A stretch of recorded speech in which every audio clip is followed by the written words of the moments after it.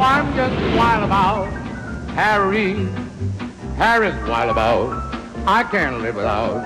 Harry's wild about me. Did you know there are about 4 dozen Harry Potters listed in phone books across the United States? And with throngs of Harry Potter fans popping up at look-alike contests, it had us asking, will the real Harry Potter please stand up? Good morning, Harry Potter speaking. Is this guy kidding? Can I see your ID? It's true. Harry Potter.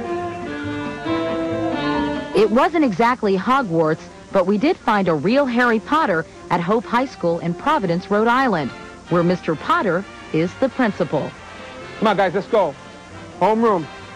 I like to chase people around the school. Seems like Mr. Potter be flying around brooms the way he be chasing people around the school. Fortunately, Harry's got a sense of humor about all this, which comes in handy when something as routine as ordering a pizza. My name is Harry Potter, like the book. It really is. Or using a credit card becomes a spectacle. Oh, Tom, come here a minute. Look who I'm waiting on. Some days you must want to say, yeah, ha, ha, ha. That's right, I'm Harry Potter, ha, ha. No, not really. I sort of like it. I sort of flow with it. It's actually a break from the high school. High school work is tough work. I haven't gotten sick of it yet. Good luck. With 3 more books waiting to be published and a movie bearing his name, it looks like Harry Potter's 15 minutes of fame won't be up for a while. I'm just wild about Harry. Still to come, our exclusive primetime interview with the boy who would be Harry Potter, and a clip from the movie never before seen on television, when Harry Potter Behind the Magic continues.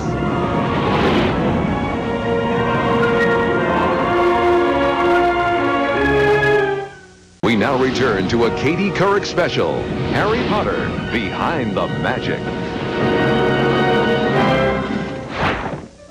Chapter 4, The Dream. Just as it reads in the book, the cozy Gryffindor common room had a spiral staircase leading to the tower that housed the boys' dormitory. Finally, I was off to see the wizard. Very exciting.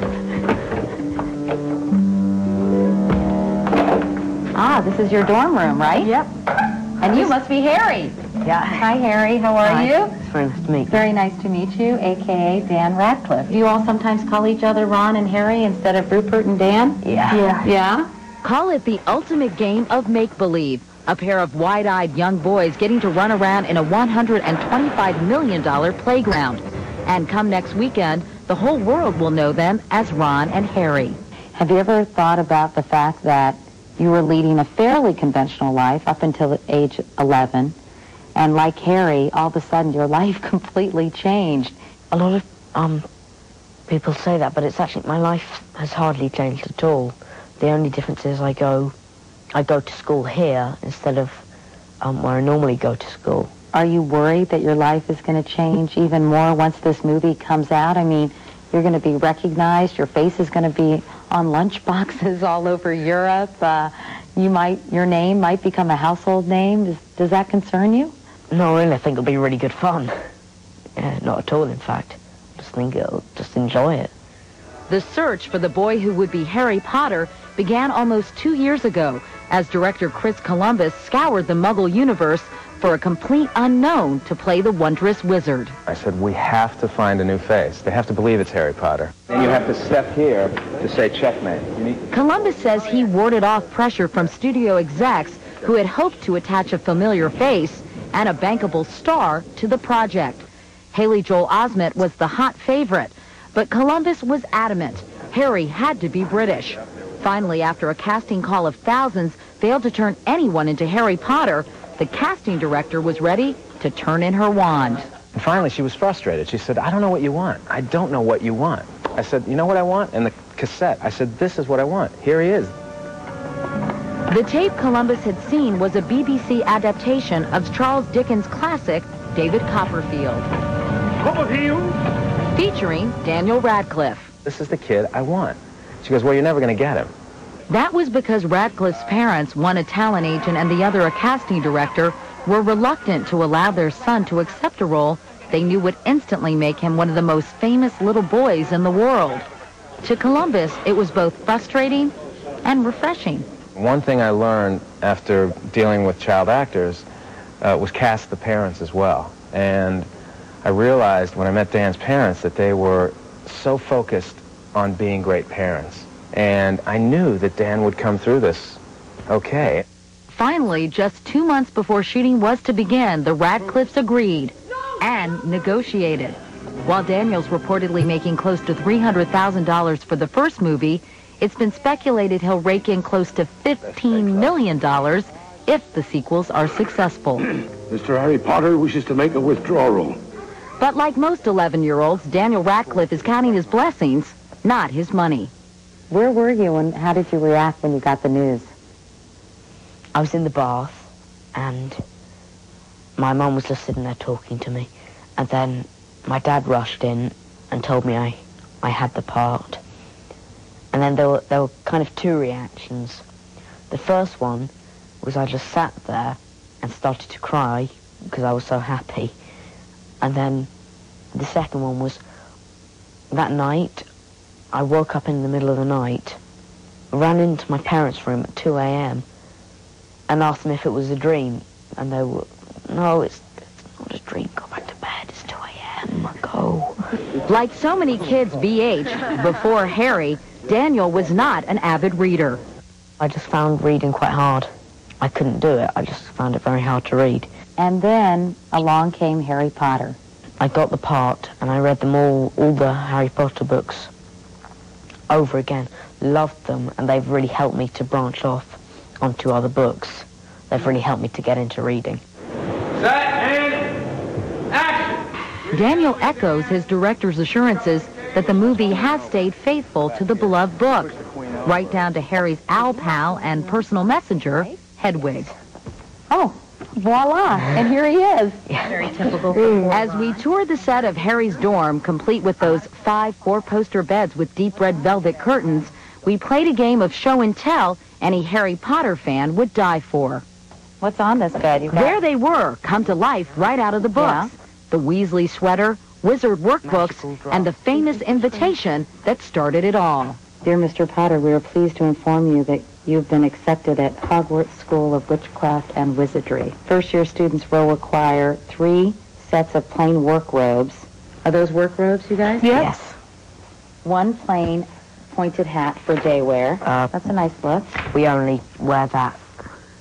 We only kind of wear that at Halloween and Christmas and big You probably feasts. don't allow muggles to wear them.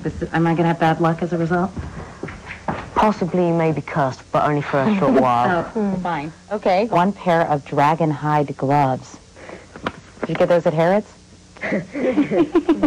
Then, of course, the one thing that promises to make Harry Potter a rising star. Literally. Tell me about this. This is your most prized possession. Can I touch it? Yeah. I already have. Yeah. What is this? This is the Nimbus 2000, which is the fastest broom you can buy and makes all of Harry's friends and people who aren't so friendly to him very, very jealous. Both on screen and on the set, Emma Watson, Rupert Grint, and Daniel Radcliffe are like the 3 musketeers. Having met through surreal circumstances, they've become fast friends. Rupert and I printed out loads of these, stuff like pull my hair, kick me, I'm thick. We cut out about, 10 of them, stuck them all over Dan's back without him noticing.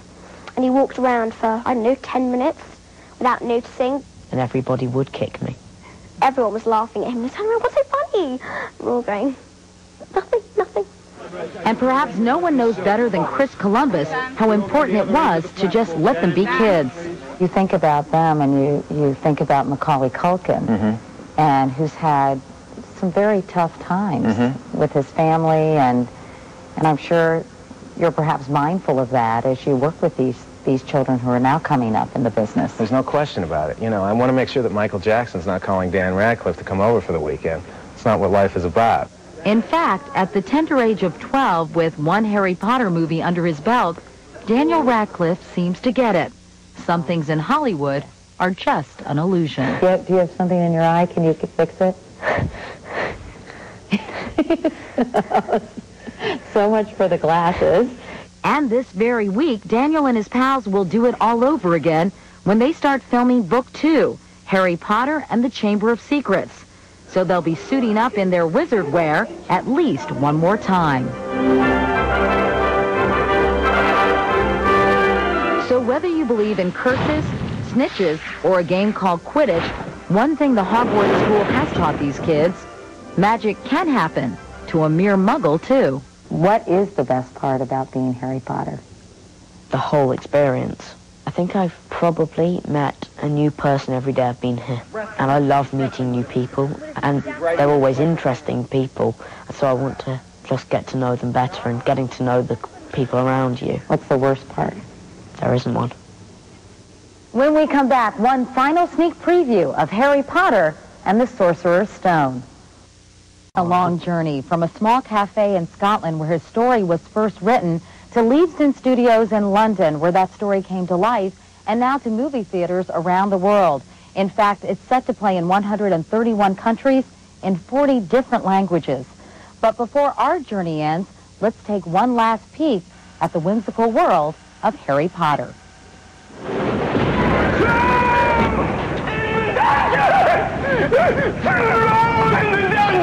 Now that's something you don't hear every day. When you're attending wizard school, you never know who you might run into.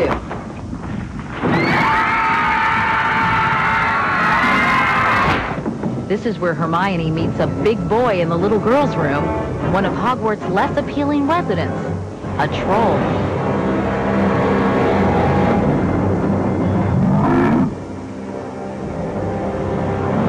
Well, you know what they say, when you gotta go, you gotta go.